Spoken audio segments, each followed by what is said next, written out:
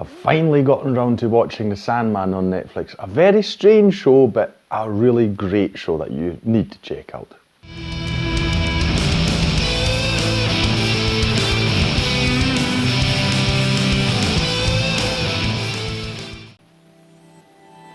Hi, my name's Drew and welcome to another review video on Flying Wiener. The Sandman has been on my watch list on Netflix ever since it came out, actually. I've heard so much about it, being a comics fan myself, you know, and obviously, if you didn't know, it is based on a comic written by Neil Gaiman, the same person who, for instance, did Good Omens, if you're familiar with that, on Amazon Prime. And it's a well-beloved comic book series. I believe it's even DC Comics, most successful comics in terms of sales. So even decades after first publishing it, it's still being bought and read by a lot of people. I myself actually bought the first volume and started reading it. The problem was I did so, you know, just when I was going to bed, so at night when I was already a bit tired, etc. And, you know, I had a very, very weird, I'll call it bad experience with it because of that. Because the Sandman, both the comic and the TV show now, is something that you really need to pay attention to. Because a lot of things going on a, you know, sort of subtext level. And yeah, so you need to pay attention to what you're seeing, either on the page or on the screen. And doing that, you know, late at night when you're already tired, not a good idea. I'll have to try and get into it at some point again and read it at a more reasonable time during the day. So yes, this is on Netflix. Netflix produced this show. It seems that they tried for a long period of time to even get the Sandman, you know, just to get it up and running somewhere, either as a film, and then they decided they're going to do a TV show out of it. And so, yeah, so it took a long time for them to do it. It must be successful enough. I think I had a bit of a dodgy ride at the start because I think many people will be put off by its otherworldliness, I'll call it. You know, many people might find it a bit too weird. So it took them quite a while, but luckily Netflix has already confirmed that they are going to make a second season, so I'm very happy about that.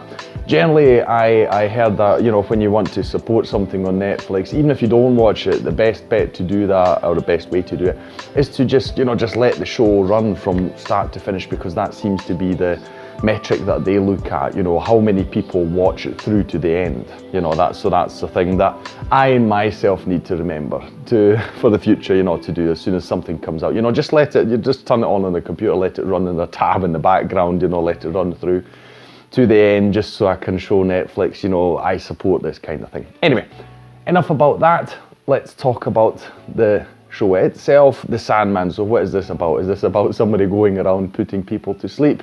No, although it is that same person that we're talking about.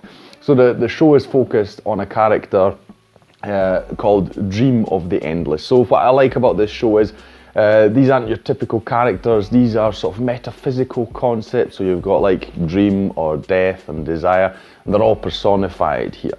And they've all got their duties that, you know, those names imply. Like our main character here, played by Sturridge, he is responsible for the dreams that we all have in the world, you know, when we sleep. Nightmares as well, of course.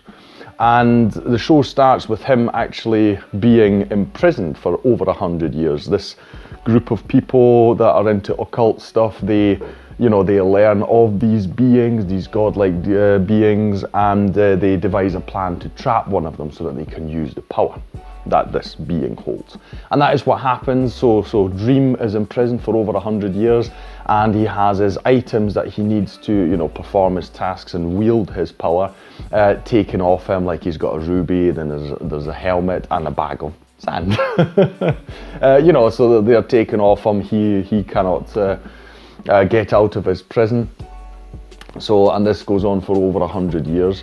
And so what we see is when he finally does get out, and how he, you know, is trying to regain, well, not only his powers, but also rebuilding the dream world. Because as you can imagine, when the person who's responsible for dreams is absent for 100 years, and dreams and nightmares are just left to their own devices.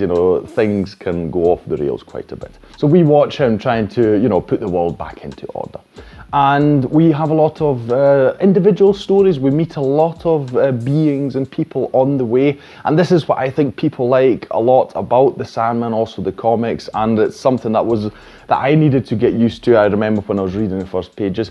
At first, it seems like a lot of random stories. So we're introduced to people, and they're really fleshed out and everything. And then at some point, you see how it intersects with our main Sandman story. How it connects to Dream and these things. So I really like that as well, when it's done well. If it's just random stories that you're not interested in, that don't do much for you, then yeah, that doesn't work. But here it does work, so we are interested in these random characters that we meet. And I'm not saying that it's like that in every episode, but there are episodes like that, and it's not till the end where you actually understand how it intersects with the rest. And I really like that. I think it's really good. Dream himself is really cool, so Tom Sturridge does a great job here, particularly his voice. I mean, it's funny, you see him, he looks like an emo goth or something, with his costume and the hair, etc. But he's got a really powerful, deep, strong voice, and it's really cool because somehow he manages to really portray this ancient being, this metaphysical being, and you really get what he's about, because it's, while he's trying to right all these wrongs that have happened in the world since he's been away. And he gets into many situations where he has to make difficult choices. And he is a being of order, so he's got a job, a purpose, and he needs to fulfill it. And there are many situations where doing so, forces him to do things that are not so great. And I just love his portrayal, how you see that there is a bit of an inner struggle, but ultimately, he's bound by duty. But as you can imagine, we do see him sort of slightly loosening that tight grip on duty, through the course of the series, where we see how he also himself, develops a different understanding of how the world works. Also because his dreams and nightmares, they've gone off. They're not in the dreamland as much anymore, or even at all. Some of them have broken into the real world. And, they now have a different perspective. And so he also learns that, okay, I can't necessarily always force them into, working for me in a certain way, etc. I should try and also take on their new worldviews, And so, yeah, I like the back and forth. But we are focused a lot on him, of course, and there are actually quite many characters. As I said, we've got a lot of different storylines that pop up, and I'm definitely not going to name all the actors that we do see on the screen.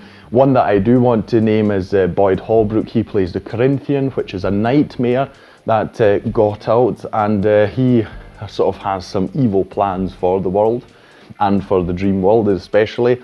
And so he is, I would say, the villain of this show.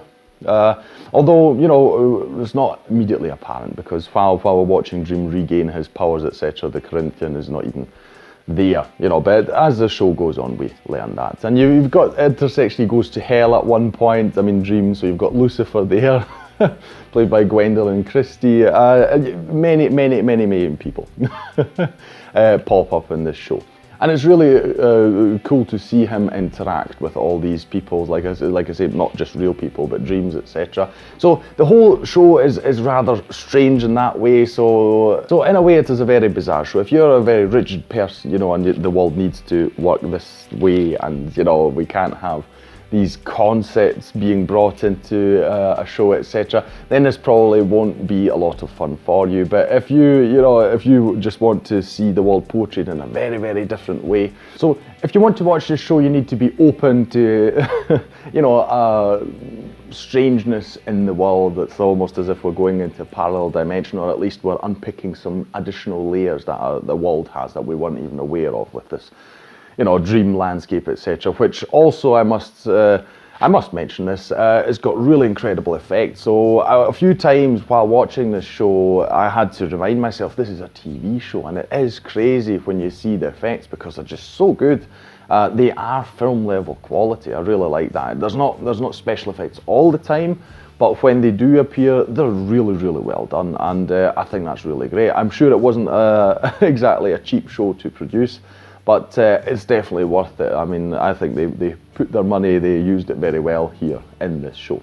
So great effects, and this whole dream stuff, etc.